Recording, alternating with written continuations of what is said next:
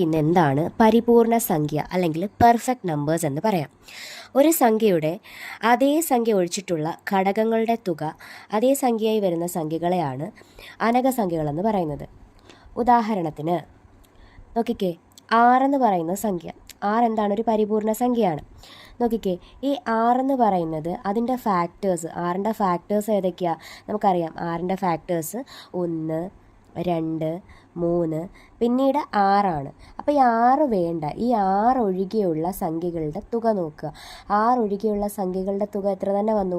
6 തന്നെ വന്നു അല്ലേ? അപ്പോൾ അങ്ങനെയുള്ള സംഖ്യയാണ് നമ്മൾ എന്തെന്ന് പറഞ്ഞത്? പരിപൂർണ സംഖ്യ എന്ന് പറയുന്നത്. ഇനി ഈ പരിപൂർണ സംഖ്യ കാണാൻ വേണ്ടിയിട്ടൊരു സൂത്രവാക്യമുണ്ട്. എന്താണ് സൂത്രവാക്യം?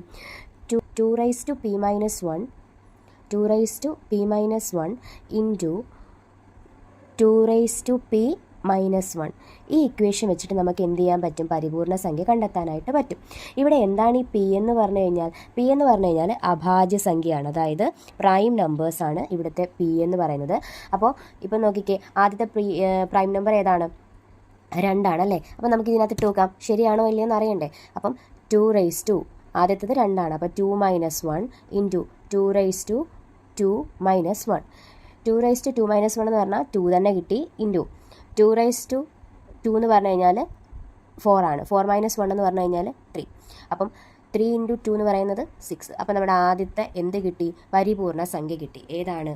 6. അപ്പം നമ്മുടെ പ്രൈം നമ്പേഴ്സ് ഇട്ട് കൊടുക്കുമ്പോഴത്തേക്ക് നമുക്ക് എന്ത് കിട്ടും? പരിപൂർണ സംഖ്യ കിട്ടും. പരിപൂർണ സംഖ്യയെ നമ്മൾ അനകസംഖ്യ എന്നും പറയാറുണ്ട്. പെർഫെക്റ്റ് നമ്പേഴ്സ് എന്നാണ് ഇംഗ്ലീഷിൽ പറയുന്നത്. അപ്പം ഏറ്റവും ചെറിയ പരിപൂർണ സംഖ്യ ഏതാണ്? 6 ആണ്. ഏറ്റവും ചെറിയ പരിപൂർണ സംഖ്യ 6 ആണ്. അതേപോലെ ഒരക്കമുള്ള പരിപൂർണ സംഖ്യ ചോദിച്ചാലും 6 തന്നെയാണ്. ഒരക്കമുള്ള പരിപൂർണ സംഖ്യ ഏതാണ്? 6. ഇനി 2 അക്കമുള്ള പരിപൂർണ സംഖ്യ ചോദിച്ചു കഴിഞ്ഞാൽ 28 ആണ്. 2 അക്കമുള്ള പരിപൂർണ സംഖ്യ ഏതാണ്? 28. ഇനി 3 അക്കമുള്ള പരിപൂർണ സംഖ്യ ചോദിച്ചാൽ 496 ആണ്. 3 അക്കമുള്ള പരിപൂർണ സംഖ്യ 496.